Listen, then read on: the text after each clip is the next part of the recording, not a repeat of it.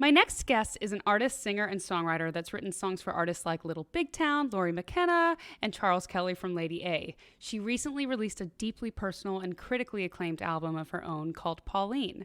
With her songs climbing the Americana radio charts, I'm so honored that she stopped by to chat with us today. Welcome to the Living Instead podcast, Ashley Ray. Hey, Ashley.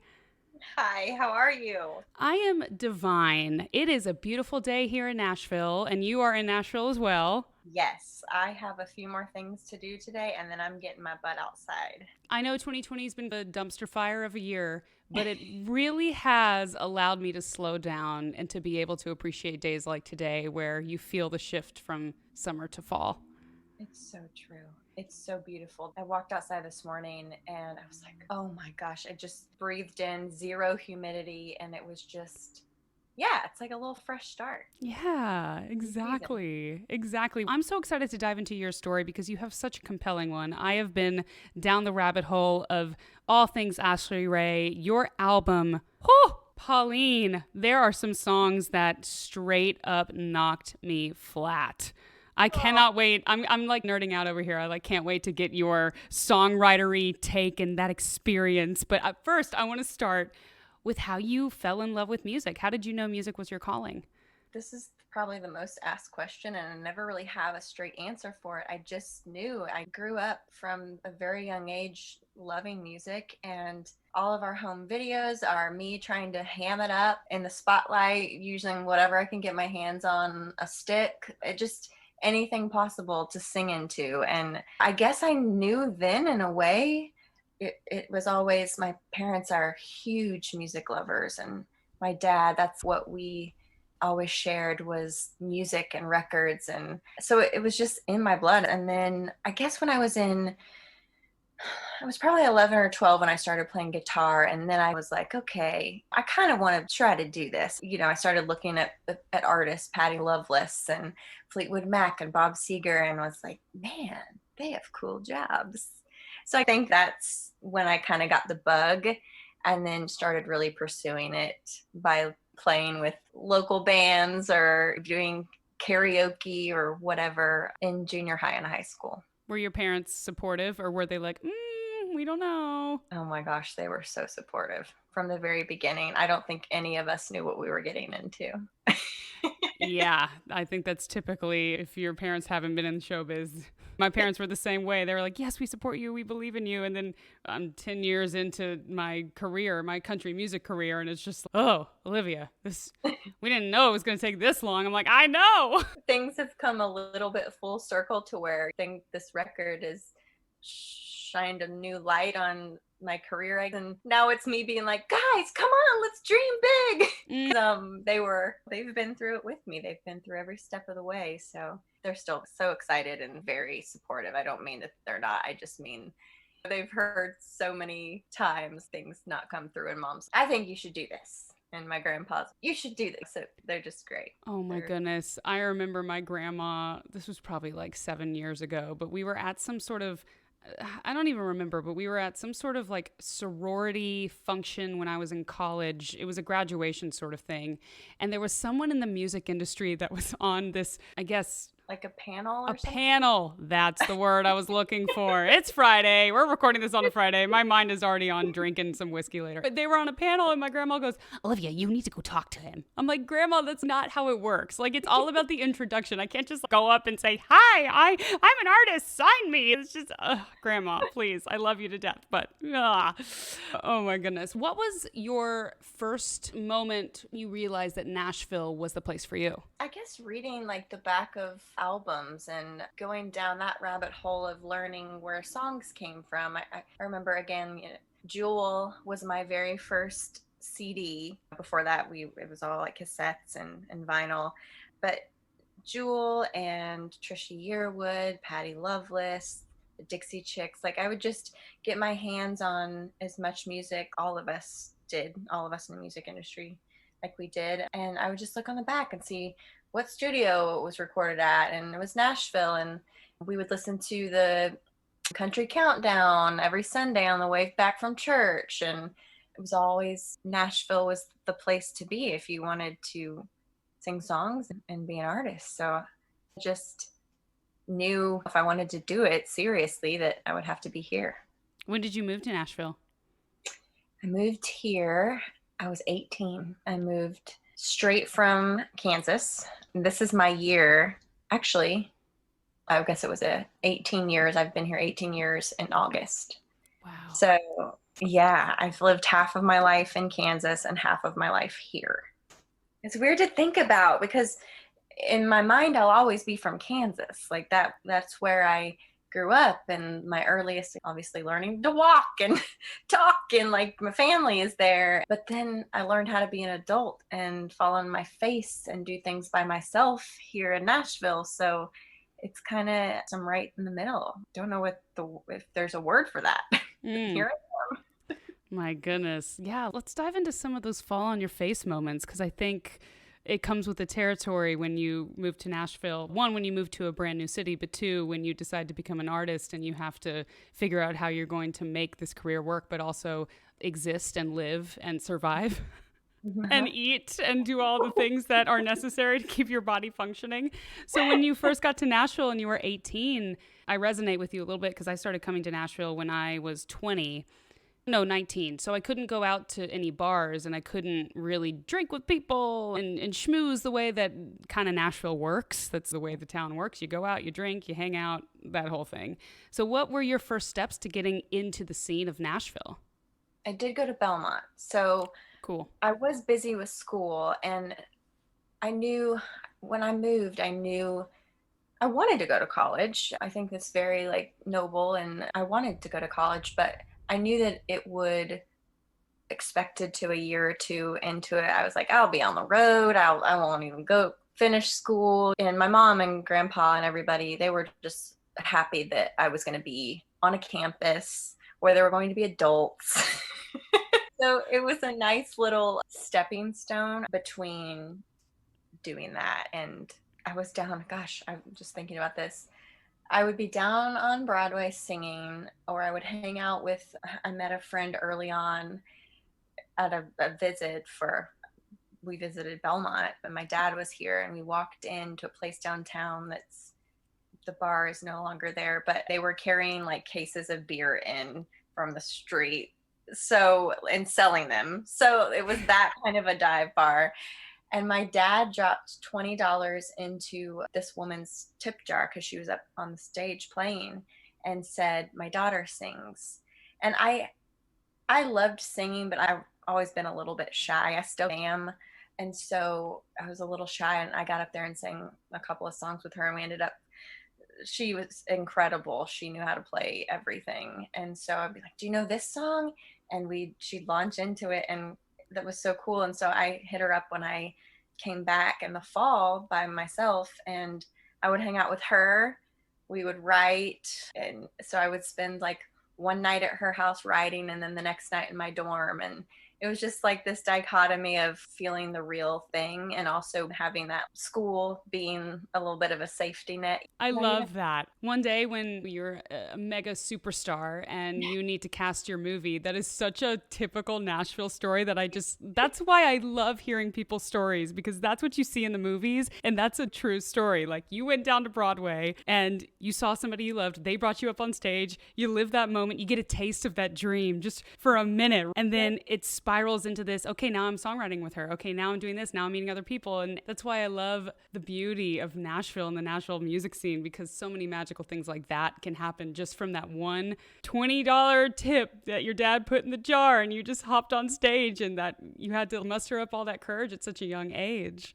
Yeah, it's really cool. Wow, you say it so well. Oh no, you're just, hey, Cool. I'm mirroring back your amazing story. So you started writing with her, you're still in college, and then how did that turn into getting into all of these amazing rooms, meeting all these amazing artists, coming together with some pretty incredible songwriters? How long was that journey for you? And what were the moments where you were like, whoa, look at me. I came all the way from Broadway and now I'm here. There's a bunch of different moments. We probably need 7 episodes for this, but I was writing a lot with people that I had met at Belmont, and I began writing a lot by myself. And there was this project that I had to do in Intro of Music Business was the class, and you had to interview somebody in the field that you wanted to be in. So I wanted to interview Leanne Womack because she's everything. I love her so much. And then her manager reached out to me, or I reached out to them, and then her day-to-day manager emailed me back, and just I came in and interviewed him. He was my mentor for a while, and then somebody presented a really bad deal, and I brought it to him, and I said, like, I was excited about it because I didn't know it was a bad deal, and he said, no, you're not going to sign this. Don't sign this. And so I said, okay, what do I say? And he said, tell them to call your manager. And so that's how we entered in that. We no longer work together, but he's amazing, and he still works with some of my friends and colleagues. So that was amazing. And then fast forward years later, I'm at Christmas parties that Frank Liddell and Leanne Womack are throwing. Just like, that's the town. That's like, everybody is just so supportive, and you have a few drinks and you're like, so this is how, and you just like joke about how the town is just so small, because it is. And I think actually a lot of my moments where I'm like, whoa, have happened with this record. Playing the Opry was one of them. That was incredible. I was invited by Little Big Town, incredible people, incredible humans. Which you wrote their song Daughters. Yes, I did. Amazing. With my one of my best friends, Sean McConnell. I've always sent my records to Jimmy and Karen, even ones that people haven't heard, and they've just been so great. I trust their musical taste, and their integrity is just through the roof. They had already known about the record, and then I sent it to a few other people, and those people ended up calling LBT's people and being like, hey, Ashley has this amazing new record. Is there any way that we can get something collaborative, like with a night that LBT is playing? Just like the best humans in this town, right? Yeah, they did. And I was in Deadwood, South Dakota, playing a festival, and they all FaceTimed me, Karen and Jimmy and Philip and Kim. And yeah, I mean, that doesn't happen every day. So you're like, what you guys? That's amazing. It's what a surreal moment. So did that relationship start prior to writing the song for them, or after? Them asking me to go, like, to play on the Opry with them was after we wrote the Daughters. Mm-hmm. And did you write Daughters when you were working on your album? Yes. Wow. So this is like an angel, I say an angel and a God thing.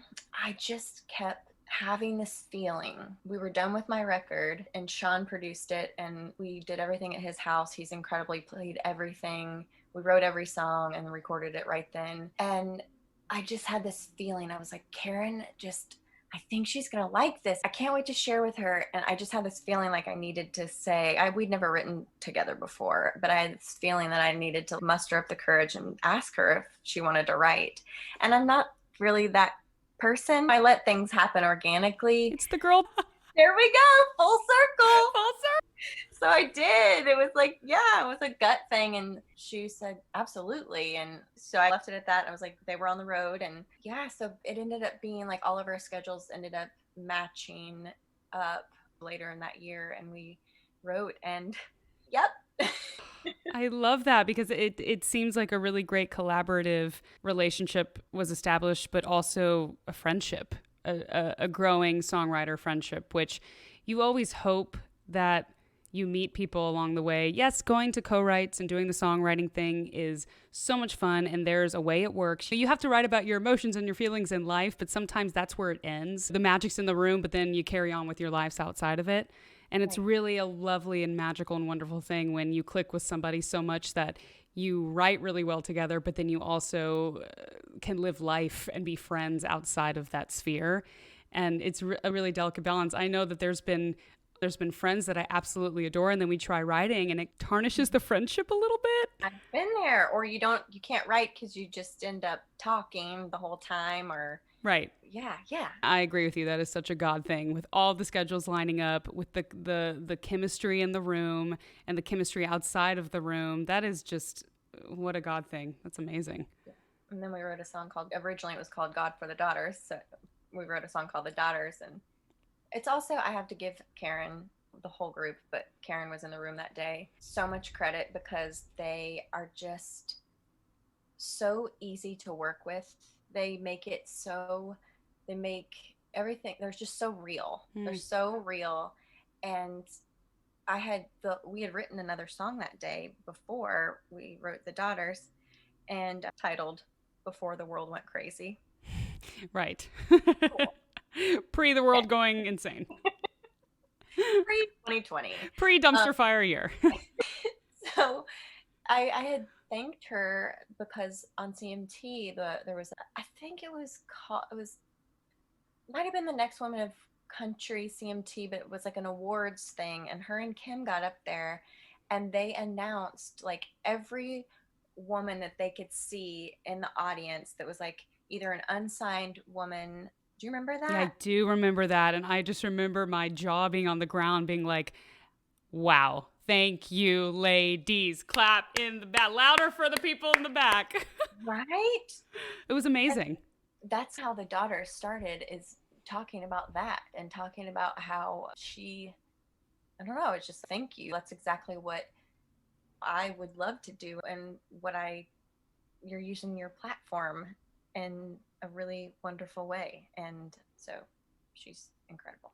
Oh, she is incredible. And I think it's become a little bit more common for the bigger stars to really support women, but I feel like Karen was one of the first. Like, that was like a shocking moment. I just remember being like, wow. And it was authentic. You know what I mean? It was completely 100% authentic. And then I feel like people followed suit, they stepped up, they supported, but it really does start at the top, and it takes someone like Little Big Town to take people like you under their wing and say, wow, I see the talent in you, and I'm going to help you out. I'm going to mentor you. And it seems like when you first got to town, and kudos to you, because you had the wherewithal and the smarts to really lean in and find those mentors for yourself, and to have the discernment to find the right people to tell you what to do and what not to sign and all of that stuff, because it is a messy world when you first move here.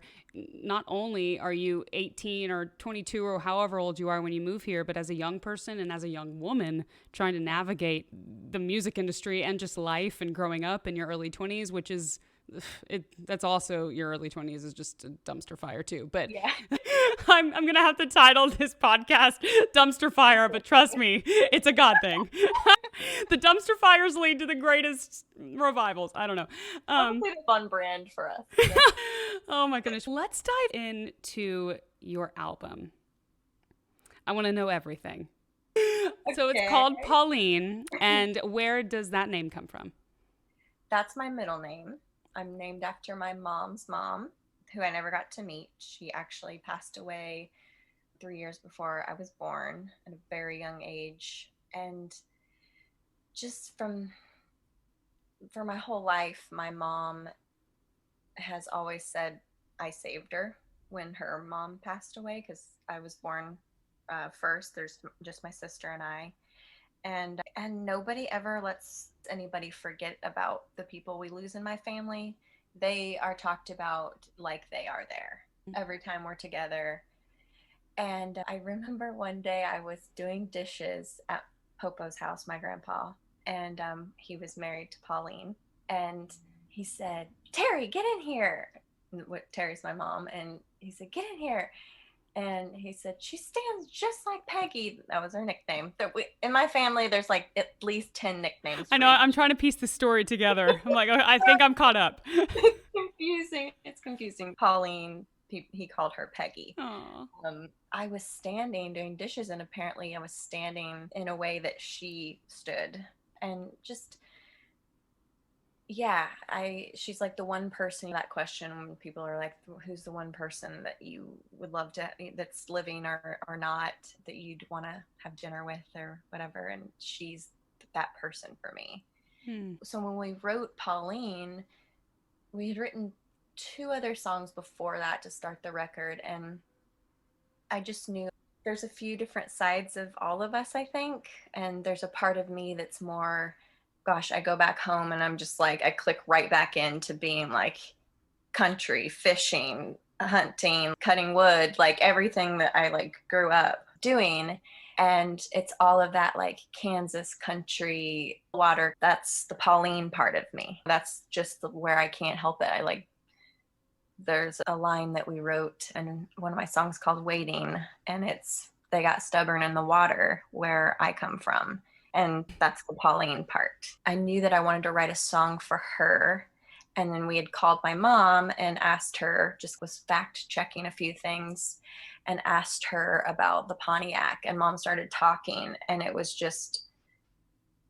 was amazing. Sean started getting a mic, and he brought it over, and he just looked at me and just kept going because she was on speakerphone, and we just got to record her talking about her mom. And that was just like one of the greatest gifts that I'll ever have. And we started the record. I wanted Pauline to be the first song when we were done, and I wanted my mom's voice to start the record, because to me that just felt right. It felt full circle. It felt that's how anything and everything that I do started. She's almost like the conduit between you and Pauline.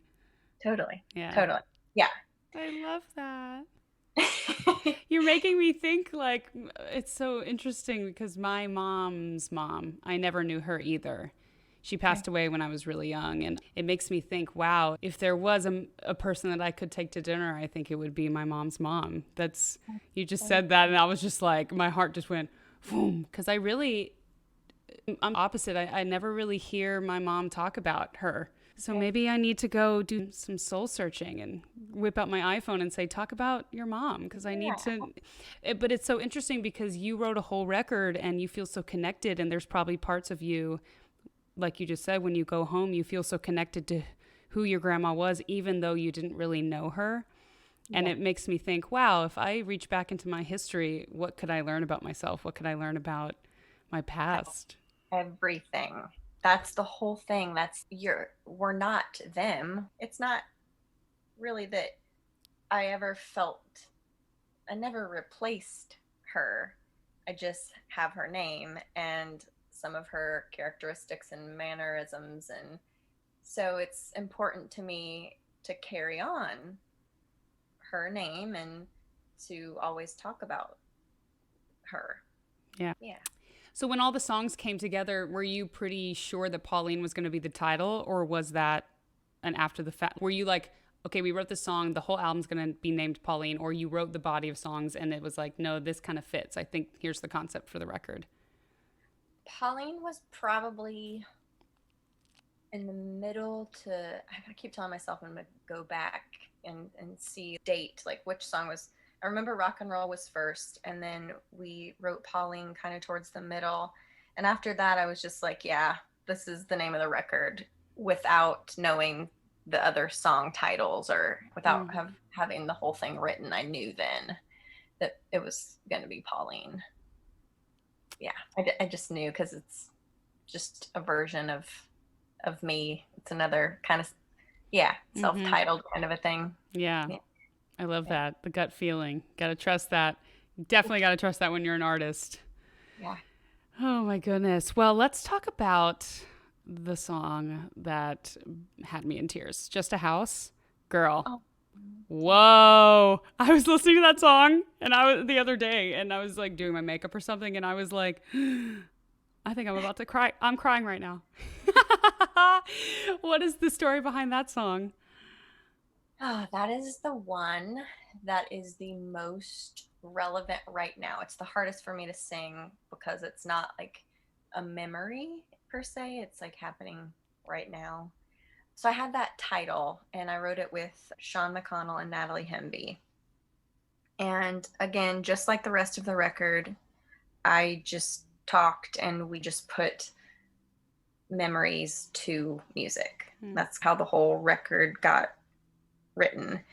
With Just a House, I was like, guys, I will cry this whole time, just to let you know, because it's immediate and tender. So my dad passed away in 2006, and my family had moved from the farm that I grew up on. I was already in Nashville. They had moved to this new house in the country, and it was my mom and dad's dream. It was beautiful. There were acres. My dad always had to have land because he was a big hunter, and did everything outdoors, like all the time, could fix anything, build anything. And it was sort of a fresh new start for them in a way too. And it was my mom's dream. And so when he passed away, it got very hard for her to keep up with things. It still is. Like right now, the lawnmower my grandfather is fixing because she can't mow the lawn. Like it's just really, it has been difficult, and that's been really difficult because she doesn't want to give that up. And so constantly talking to her and lecturing her that she needs to ask for help. She needs to ask for more help. But yeah, I've also come to terms with she's going to move or not move whenever she wants to.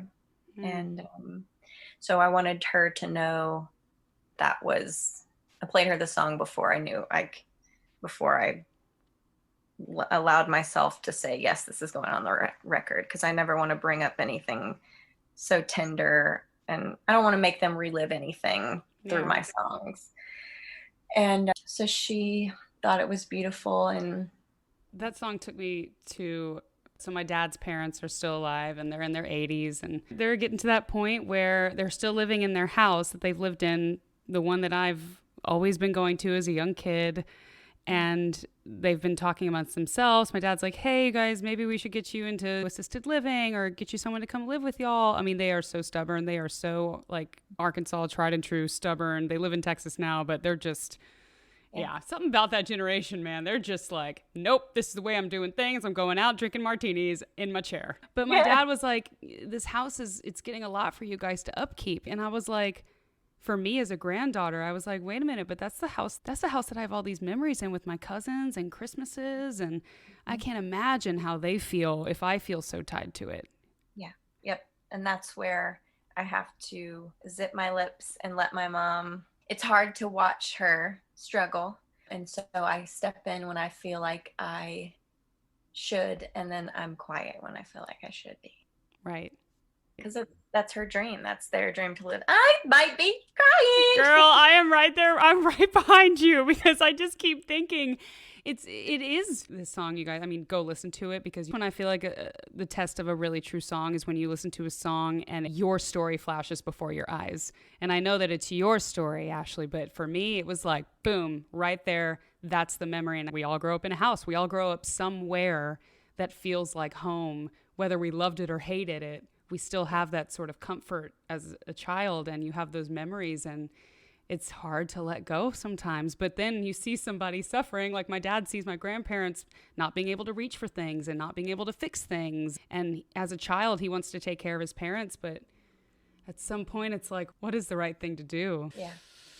I think the right thing is always taking care of them and as best you can, and let them do their thing too. The same with my grandfather. He is 88 and still gets up on Thanksgiving 2 to 3 times a night to baste the turkey. He insists that 20 plus people come over, and that's what makes him the most happy. Mm-hmm. So we do that for him. Mm-hmm. And this year we've decided, because of the pandemic and we want to be really extra careful, that I'm going to go there and spend the night and get up, and we're going to take turns on the turkey. Yeah.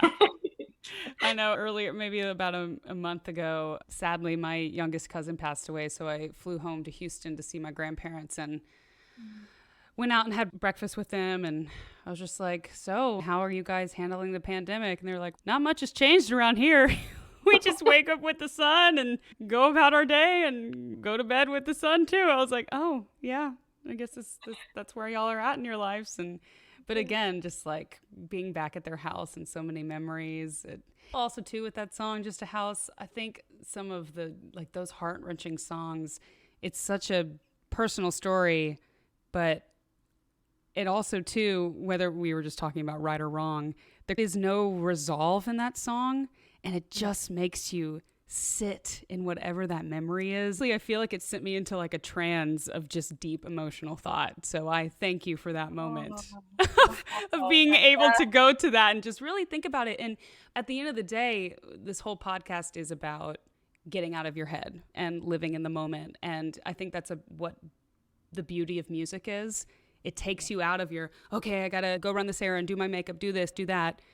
But to have a blessing of a 3-minute, just like a, whoa, let me just like revel in this deep memory really quickly and let some emotions out. It's such a gift. So thank you for that song.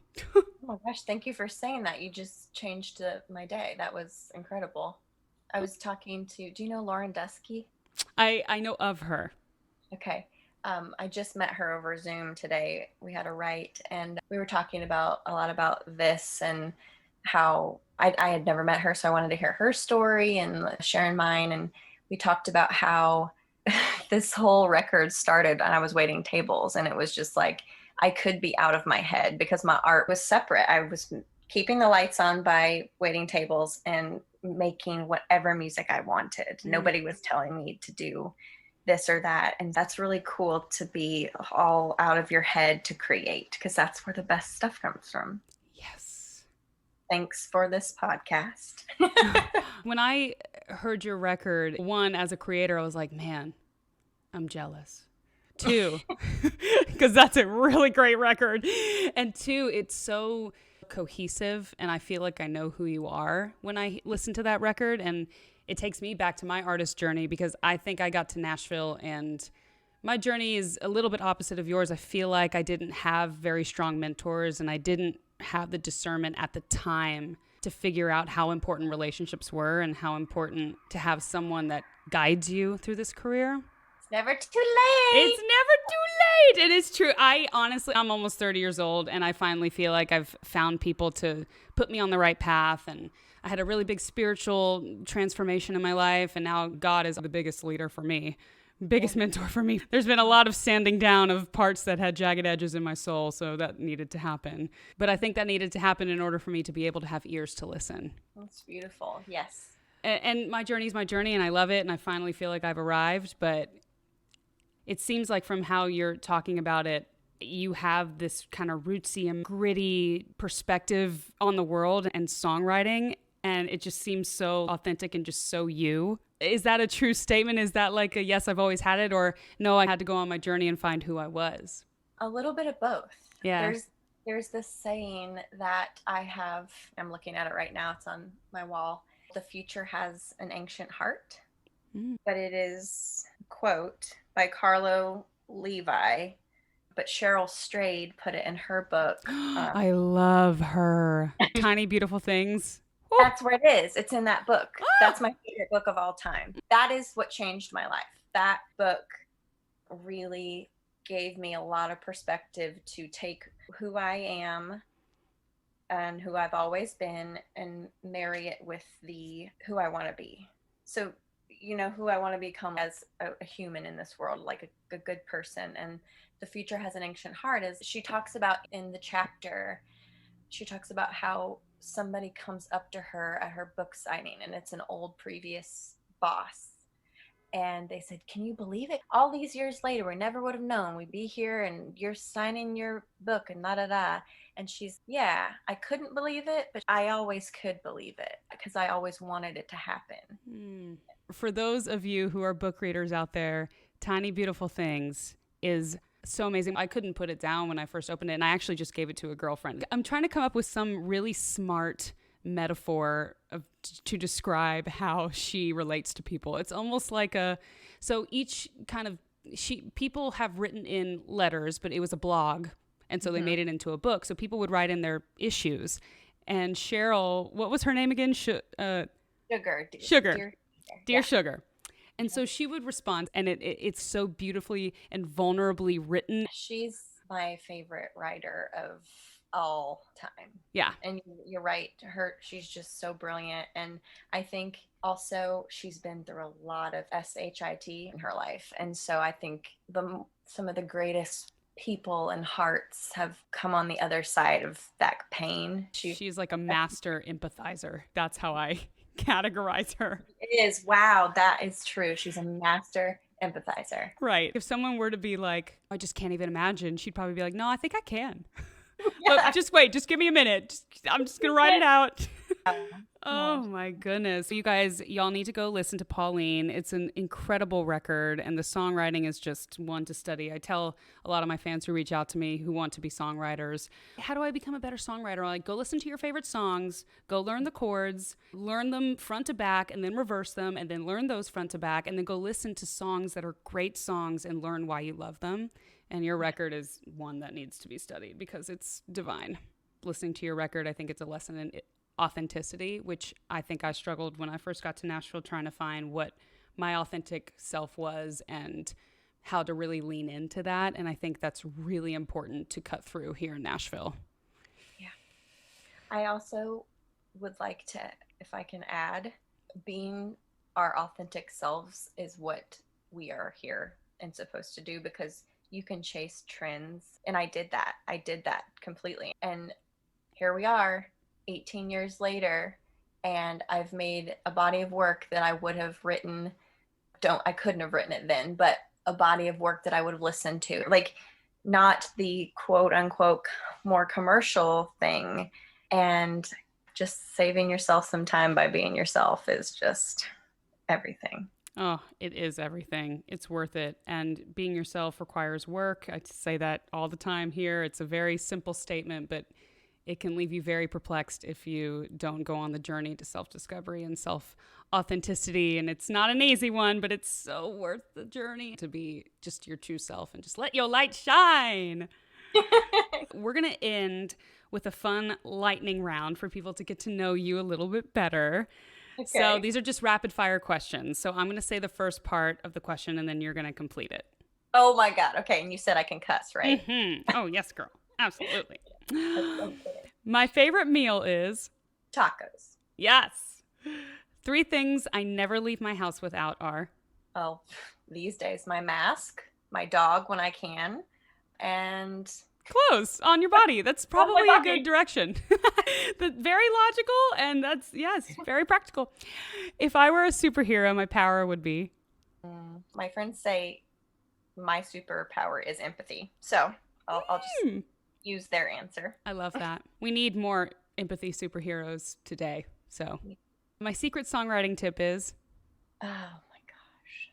My secret songwriting tip. Write a bunch of crap. Write all of the crap. And sometimes it'll be not crap. No truer words have been spoken. Each day I get older, I realize I feel more grateful and younger. Something I would tell my 21-year-old self is? Hang in there. It's a wild ride. Life is a wild ride. Yes, it is. Good Lord. Good Lord. And the last one, someone wise once told me. Be yourself. Because everyone else is taken. Oh my goodness. Well, Ashley, thank you so much for talking about you, your truth, your album.